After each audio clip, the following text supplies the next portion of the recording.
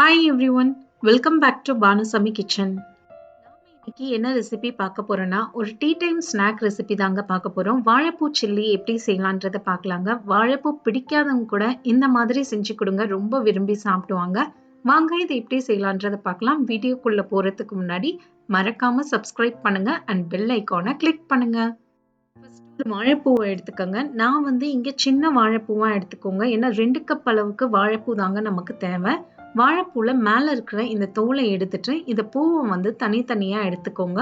இதுல பாத்தீங்கன்னா கண்ணாடி மாதிரி ஒரு லேயர் இருக்கு பாருங்க. இதையும் எடுத்து தூர போட்டுருங்க. நடுவுல பாத்தீங்கன்னா ஒரு காம்பு மாதிரி இருக்கும், திக்கா காம்பு மாதிரி இருக்கும். இதையும் தூர போட்டுருங்க. இது ரெண்டுமே நமக்கு டைஜஸ்ட் ஆகாதுங்க. அதனால இது ரெண்டுத்தையும் தூர போட்டுட்டு எல்லா பூவையும் இதே மாதிரி கிளீன் பண்ணி எடுத்துட்டு வந்துருங்க. டோட்டலா பாத்தீங்கன்னா நமக்கு இதுல 2 கப் அளவுக்கு பூ தாங்க தேவை. இப்ப பாத்தீங்கன்னா நான் 2 கப் அளவுக்கு பூவை கிளீன் பண்ணி எடுத்துட்டு வந்திருக்கேன்.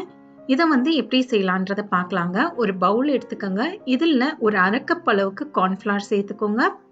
3/4 கப் அளவுக்கு கடலை மாவு சேர்த்துக்கோங்க. கடலை மாவை ஜாஸ்தியா சேர்த்துக்கோங்க, கார்ன்ஃபிளவரை கொஞ்சம் கம்மி பண்ணிக்கலாம். இதுல 1லேருந்து 1.5 டீஸ்பூன் அளவுக்கு மிளகாய் தூள், 1/4 டீஸ்பூன் மஞ்சள் பொடி, 1/4 டீஸ்பூன் அளவுக்கு கரம் மசாலா, இதுக்கு தேவையான அளவுக்கு உப்பையும் சேர்த்துக்கோங்க. ஒரு 1/2 டீஸ்பூன் அளவுக்கு இஞ்சி பூண்டு விழுதை சேர்த்துட்டு இது நல்லா நம்ம கலந்துக்கலாம். இந்த மாதிரி நல்லா ஒரு முட்டை அடிக்கிற விஸ்க வச்சு கலந்து விட்டுருங்க, இல்ல கையால கூட கலந்துக்கலாங்க. இப்போ நாம இதுல கொஞ்சம் கொஞ்சமா தண்ணியை சேர்த்து இது கலக்க ஸ்டார்ட் பண்ணலாம். ஒரு 1/4 கப் அளவுக்கு தண்ணி சேர்த்துக்கோங்க, ஜாஸ்தியா வேண்டாங்க. பஜ்ஜி மாவு எந்த பதத்துல இருக்குமோ அந்த அளவுக்கு தான் நாம இதுல தண்ணியை சேர்த்துக்கணும். கொஞ்சம் கொஞ்சமா தண்ணியை சேர்த்து இந்த மாதிரி கலந்து கொடுத்துக்கிட்டே இருங்க. நாம இங்க எக்லெஸ் தாங்க செய்ய போறோம். சப்போஸ் நீங்க முட்டையை சேர்த்து செய்யணும் அப்படின்னா முட்டையுடைய வெள்ளைக்கரு இருக்கு பாத்தீங்களா, வெள்ளை பகுதியை மட்டும் இதுல சேர்த்து நீங்க செய்யலாங்க. கொஞ்சம் கொஞ்சமா தண்ணியை சேர்த்து இந்த மாதிரி கலந்ததுக்கு அப்புறம் இதுல நம்ம கொஞ்சமா கலரும் சேர்த்துக்கலாம். நமக்கு கடைகள்ல கிடைக்கிற அந்த கலர் இருக்கணும்ன்றதுனால கொஞ்சம் கலர் சேர்த்திருக்கீங்க.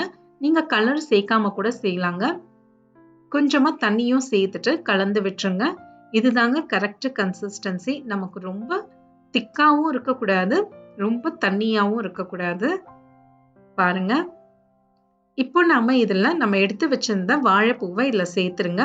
பஜ்ஜி மாதிரி ஒன்னொன்னா போட்டு கூட எடுக்கலாங்க. ஆனா அது நிறைய டைம் எடுக்கும்.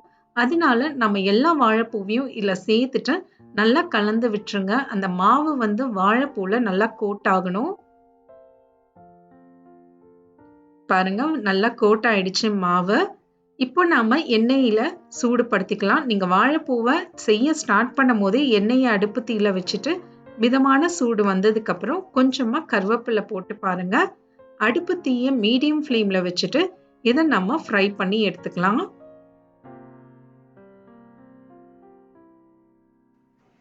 உங்க கடாய் எந்த அளவுக்கு கொள்ளுதோ அந்த அளவுக்கு சேர்த்து இதை ஃப்ரை பண்ணி எடுத்துக்கோங்க. மீடியம் ஃப்ளேம்லயே வச்சு இதை நம்ம ஃப்ரை பண்ணி எடுத்துக்கலாம்.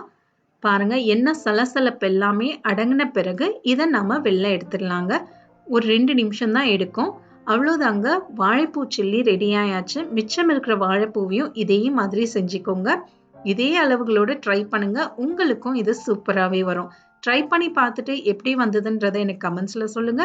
மறக்காம சப்ஸ்கிரைப் பண்ணுங்க அண்ட் பெல் ஐகானை கிளிக் பண்ணுங்க.